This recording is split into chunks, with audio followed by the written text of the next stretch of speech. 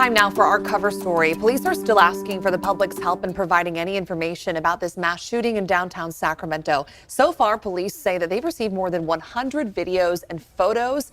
ABC 10's Candace Redd joining us now, lead race and culture reporter. You talked to Chief Daniel Hahn, the former Sacramento police chief, about breaking the code of silence. What does that mean? Well, Madison, good evening to you. We're going to get into all of that in a second. And again, you already know about the former Sacramento Police Chief Daniel Hahn, but we also spoke with some community activists. They are the co-founders of the Anti-Violent Safety and Accountability Project, and they work to break the cycle of violence and also address things that come with that, with dismantling systemic racism. Here's what they all had to say.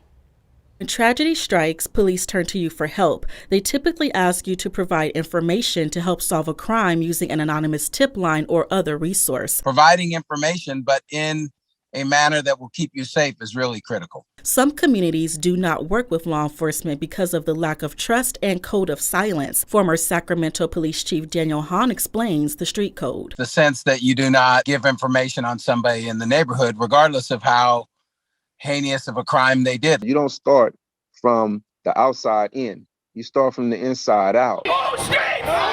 When it comes to building trust between law enforcement and historically marginalized communities, activist Samuel Nathaniel Brown says police must first break the blue wall of silence. The term refers to police not reporting other officers for misconduct or abuse of power. The communities don't trust the process of providing that type of information because they don't see the people who are responsible for their circumstances being held accountable or can carry themselves in the same manner. There is a deeply rooted sense of distrust with law enforcement, and that law enforcement is not going to protect you. Activist Jamelia Land says building trust must be a two-way street if police want communities to help solve crime. To continue to go to the communities that lack the trust based on very real systemic issues in history, I think it's unfair. When it comes to the sharing of information, it depends on where that information is coming from,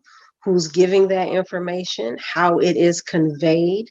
You know, often the conversation is about snitching, not snitching.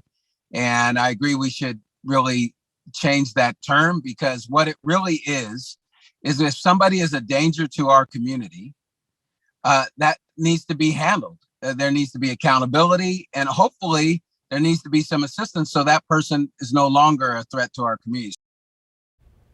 And once again, Madison, we just heard from the former Sacramento Police Chief Daniel Hahn, Jamelia Land, and Samuel Nathaniel Brown. Again, those community activists doing the work on their thoughts when it comes to breaking the code of silence, not to mention breaking the blue wall, as they called it. Again, witnesses are urged to call the dispatch center or Crime Stoppers and leave an anonymous tip. Sacramento Police Department also created a community evidence portal with a QR code to get information from the public. But again, those activists stating that it really is about building trust within our diverse communities so they can step up and help out. Absolutely. It's so important as this investigation continues, and we have the link to the QR code, how you can help in this investigation on our website, abc10.com. Candace, thank you.